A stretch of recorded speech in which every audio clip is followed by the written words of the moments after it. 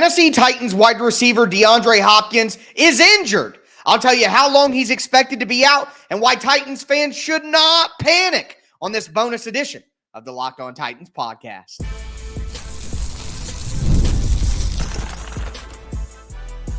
You are Locked On Titans, your daily Tennessee Titans podcast, part of the Locked On Podcast Network, your team every day.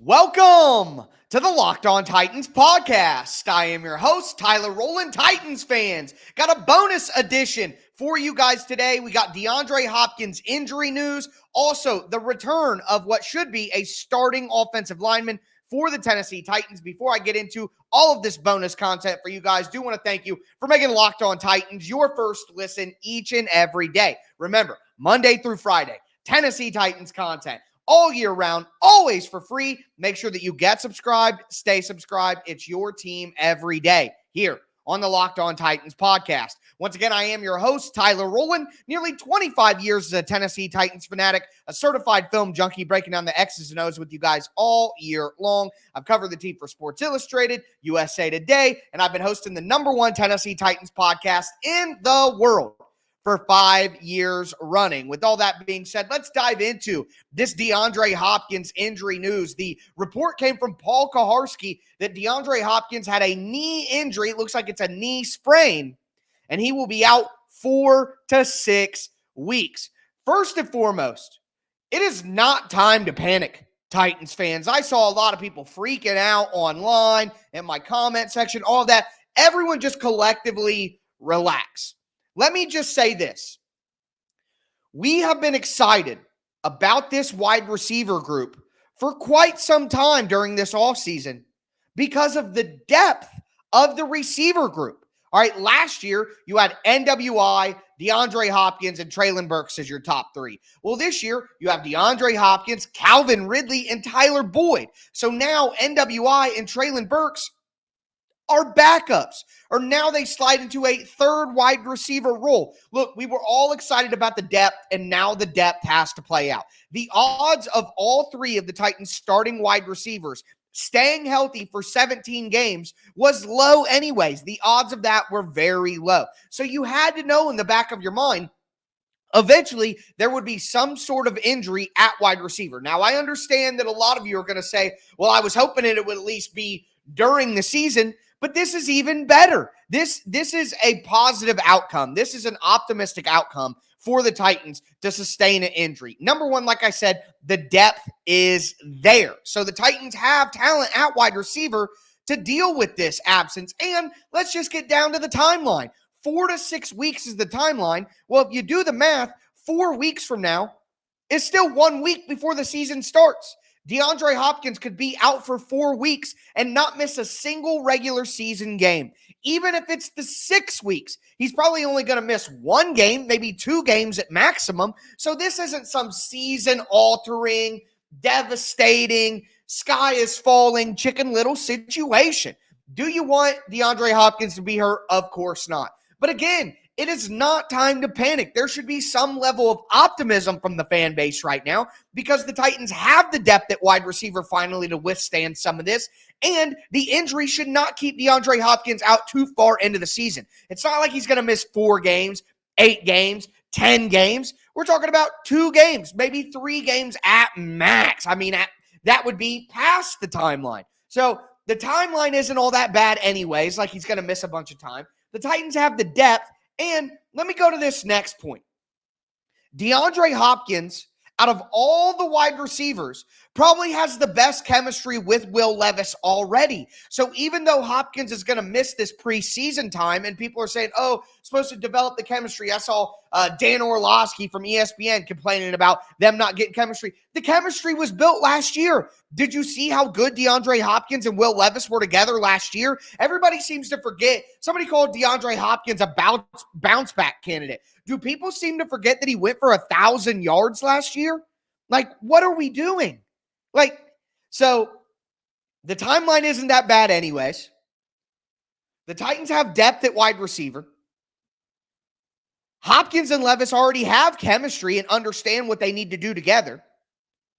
So I just, forgive me, but I don't understand the outright panic that I'm seeing from some folks. I obviously it's not a good thing, but it's not a season killer or something like that. It's far from that. So I'm just here to preach patience, preach optimism. And the next thing that I'm going to preach is it's time for Treylon Burks to step up. If you saw my short video I made while I was out on the golf course when the news broke on Thursday night, can't even enjoy a nice peaceful round of golf, okay?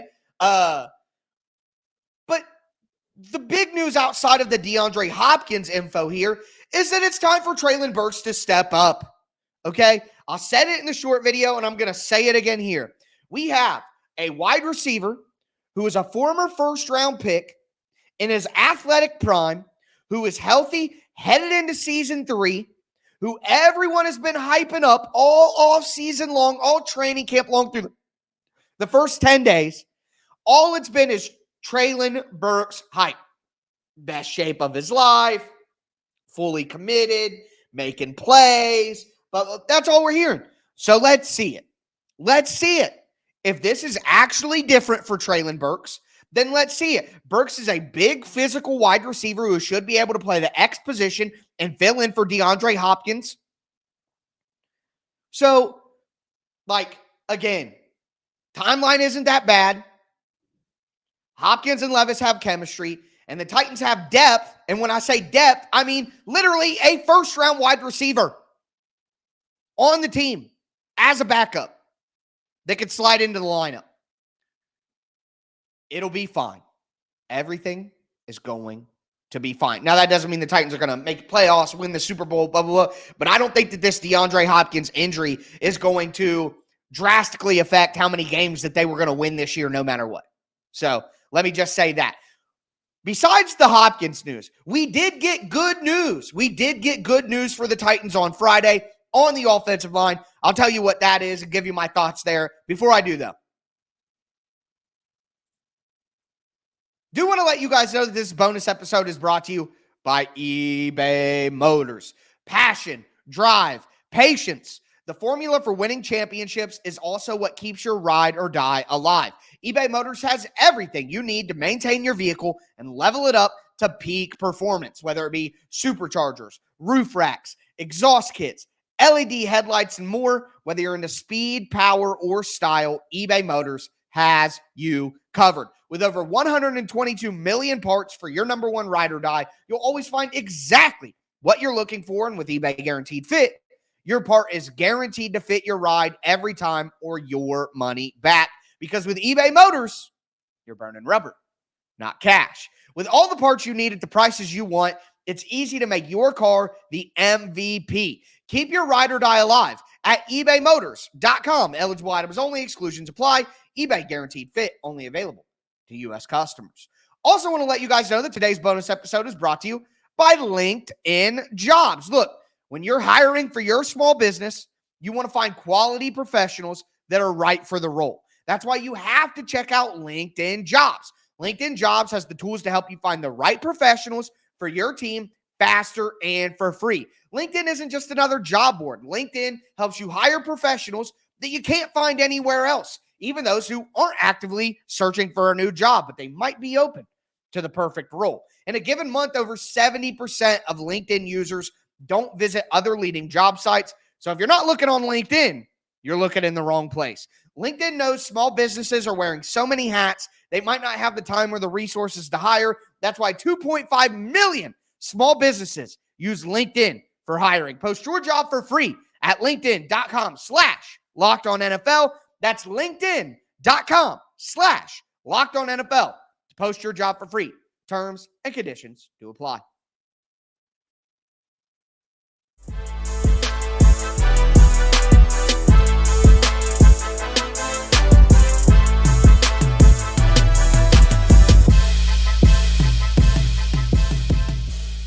Titans fans, let's continue this bonus edition of the Locked On Titans podcast. We talked about the DeAndre Hopkins injury, my reaction to that, mostly positive, mostly optimistic. But now I actually want to get into some good news with you guys here on this bonus episode. Before I do, thanks again for making Locked On Titans your first listen each and every day. The Titans have a practice on Saturday, back out on the practice field once again.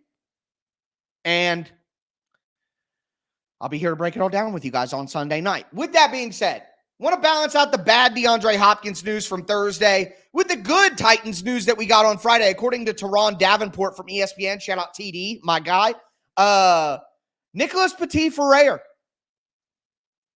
is back, activated off the PUP. So Brian Callahan said earlier in the week, or I think it was Bill Callahan that said earlier in the week, that the Titans expected to get MPF back on Friday, and that's exactly what happened. So that did go according to plan. Remember, Nicholas Petit-Frere had the gambling suspension at the beginning of his second year after starting every game as a rookie, or 16 out of 17 games as a rookie, I do believe it is, off the top of my head.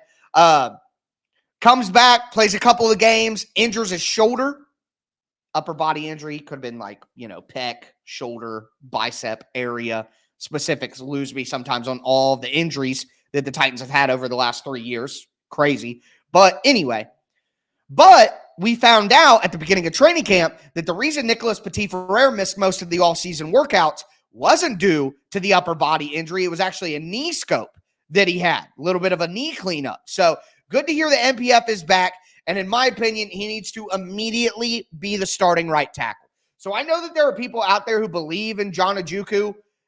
I think it's absurd. Look, he may be an okay practice squad, backup level player, but John Ojukwu is not a starter in the NFL. Like, this goes back to the conversation that I had earlier this week. My everydayers out there will remember talking about Robert Javier, how he's the worst cornerback on the team. He's not making the roster. And the reaction to that from some people was, man, you're so negative. Why do you blah, blah, blah, blah? And I make the point of, do you want nice lies or honest truth?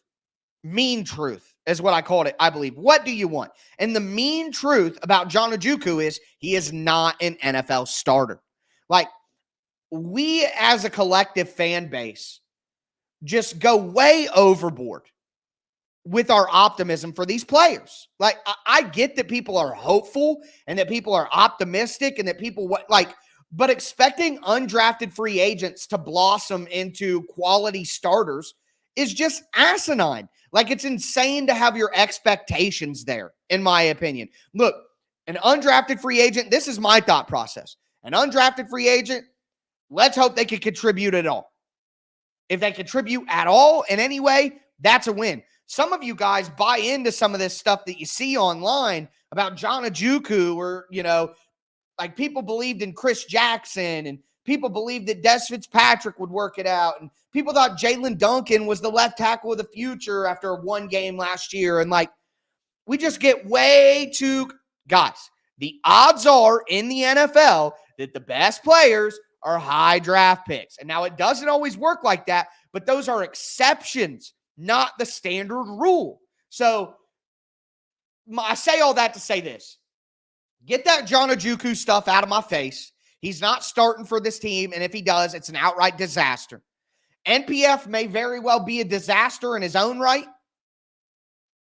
but we need to put NPF right back into that starting lineup. Immediately back as the starter, okay? So at least we have a guy who was a mid-round pick, who started for a full season as a rookie in the NFL, who can now go back to right tackle where he played that whole season rather than left tackle where he spent a few games last year. Like, this is what the best version of the Titans offensive line will look like. Latham, Skoronski, Cushenberry, Radins, NPF. That's the best version. Now, they can play around with Sadiq Charles. They can, get some giggles out of putting John Ojukwu or Leroy Watson out there. But those are the 5 offensive linemen that need to play. So I'm very happy to get NPF back out there in training camp. Hopefully he literally can play with the first team offensive line on Saturday. I'm sure we'll get a little bit of news about that, and I'll be back on Sunday night to break it all down with you guys. So don't panic about DeAndre Hopkins. Put NPF back in the starting lineup right away. A little bit of bad news, balanced with a little bit of good news. Titans practice on Saturday morning. I'll be back on Sunday like normal to break it all down with you guys. But next weekend, Titans preseason game. So going to have a lot of fun this week getting ready for that. Make sure that you tune in every single day. But with that being said, that is going to do it for this bonus edition of the Locked On Titans podcast. As always, I am your host, Tyler Rowland, and this was Locked On Titans.